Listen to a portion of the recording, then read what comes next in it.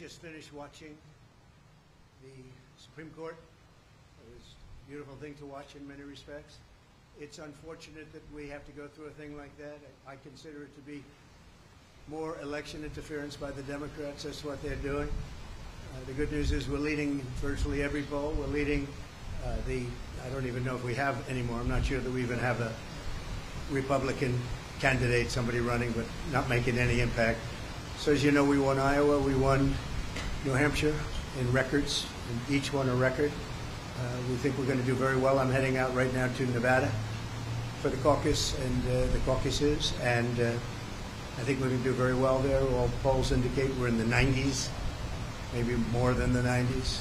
We certainly did well in a primary that didn't matter, where they voted very nicely. And we have tremendous support from the people of our country. They hate what's happening at the border. They hate what's happening just generally. We're not a respected country anymore. We're laughed at all over the world. They're laughing at us. And they hate what's happening. They hate seeing it. They love our country. They want it to come back. And we're going to do that. If you think about it, had the results of the election been different, that would be nice.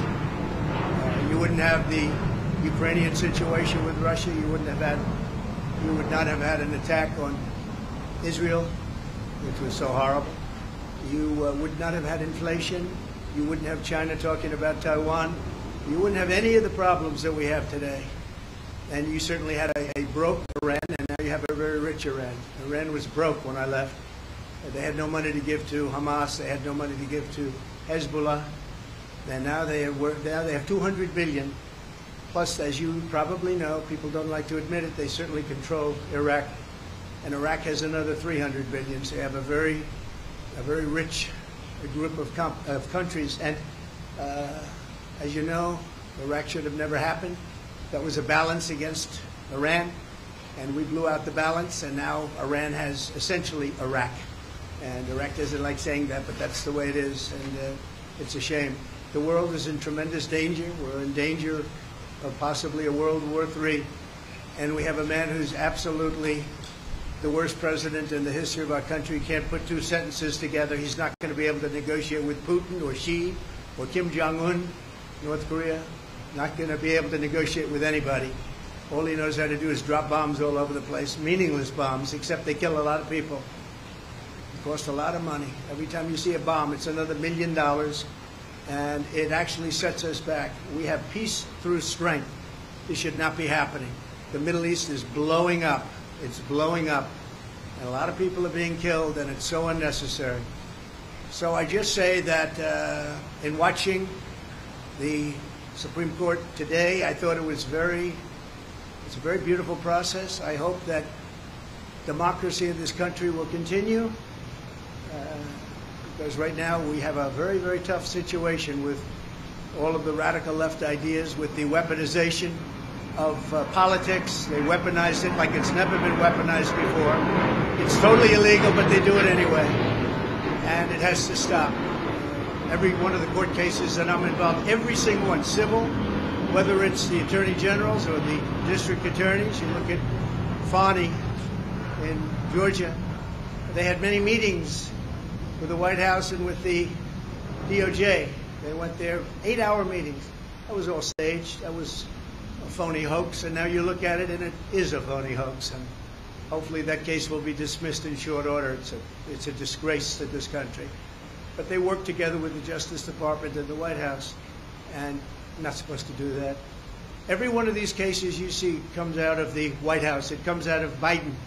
It's election interference, and it's really very sad.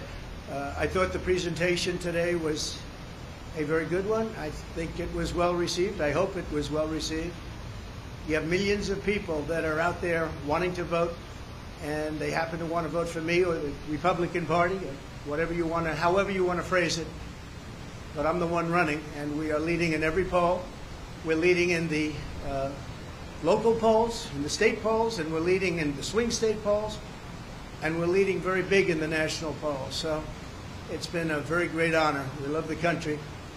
I think the reason we have such big leads, frankly, is that they loved 4 years of us compared to the 3 years plus the 3 years that they've gone with Biden. where you have open borders, you have crime. Nobody's ever seen crime like this, what's happening.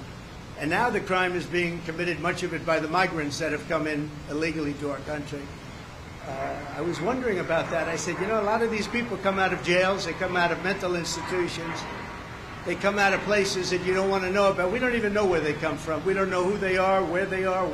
They're being dumped in from mental institutions, from prisons and jails, and many terrorists are coming into our country. We're going to be paying a big price. They have to stop it. They have to close the border. By the way, the president can do it just by saying, I want the border closed. I close the border. We have the safest border in the history of our country. Now we have the most unsafe border in the history of the world. There's never been a country with a border like this, not even a third world country. So we are, again, we're going out to Nevada right now. We'll be out there. Some of you are going to be out there with us. Otherwise, your colleagues will be. And hopefully we're going to have a big night, caucus tonight. We're going to have a very big night. We expect to have a very big night. The Virgin Islands, as you know, are also very much in play today, so we'll be hearing about them sometime during the day or later on in the evening. And it's an honor to have you at Mar-a-Lago. I hope you like it. It's worth a little more than $18 million. There's another case. It says worth $18 million. I said, which cabin are we talking about? But that's the kind of justice we have. When they say that to try and build up a case, that was a shame. But that gave up so much. When they said that, that gave up so much. That Mar-a-Lago's worth $18 million. They had it appraised for, as you know, 50 to 100 times that amount. But we have a judge that's what he said. And he's supposed to be ruling on me. But who knows? Maybe he'll be fair. I doubt it, but maybe he'll be fair. So I want to thank everybody. And by the way, we proved that case 100%, 5 times over. That case is 100% proven, 5 times over. We've never seen anything like it. He just wouldn't dismiss it, no matter what. Shouldn't it be there? It should have been in the commercial division. Anyway, it's an honor to have you. I look forward to having you again, and I'll probably see you out in Nevada. Thank you very much.